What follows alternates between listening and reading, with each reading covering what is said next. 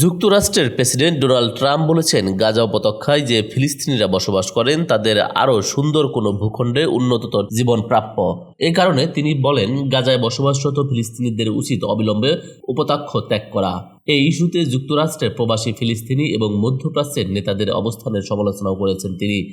মঙ্গলবার ওয়াশিংটনে যুক্তরাষ্ট্রের প্রেসিডেন্টের কার্যালয় ওভাল অফিসে এক সংবাদ সম্মেলনে সাংবাদিকদের প্রশ্নের উত্তরে ট্রাম্প বলেন, অধিকাংশ মানুষ গাজা এবং সেখান থেকে বসবাসরত ফিলিস্তিনিদের সম্পর্কে যেমন ভাবেন, তাদের তুলনায় আমার চিন্তা ভাবনা অনেকটাই আলাদা। আমি মনে করি একটি নতুন চমৎকার এবং সুন্দর ভূখণ্ড গাজায় বসবাসরত ফিলিস্তিনিদের প্রাপ্য। আমাদের উচিত এমন কিছু মানুষকে খুঁজে পাওয়া যারা আর্থিক বিনিয়োগের মাধ্যমে সেই ভূখণ্ডকে সুন্দর, বসবাসযোগ্য এবং আনন্দময় করে গড়ে তুলবে। যদিও এমন একটি বন্দোবস্ত করা যায়, তাহলে আমার বিশ্বাস ফিলিস্তিনিরা আর গাজায় ফিরে যেতে চাইবে না। এ প্রসঙ্গে যুক্তরাষ্ট্রে বসবাসরত আরব ও ফিলিস্তিনিদের নেতাদের সমালোচনা করে ট্রাম্প বলেন, তারা চান ফিলিস্তিনিরা যেন গাজায় যে জীবনযাপন করছেন তা যেন অব্যাহত থাকে। আমি বুঝি না তারা কিভাবে এমনটা চাইতে পারেন। একই ব্রিফিংয়ে ট্রাম্প এও জানান যে তিনি চান গাজা যুক্তরাষ্ট্রের অধিকারে আসুক। যুক্তরাষ্ট্রের প্রেসিডেন্ট এ প্রসঙ্গে বলেন, যুক্তরাষ্ট্র গাজা উপত্যকা গ্রহণ করবে এবং এ নিয়ে আমরা কাজও করছি। আমরা এর মালিক হব এবং সেখানকার সমস্ত বিপজ্জনক পরিপ্রেক্ষিতে মোকাবেলা করব এবং অন্যান্য অস্ত্র নির্মূল করব। ভূখণ্ডটি সমতল করব এবং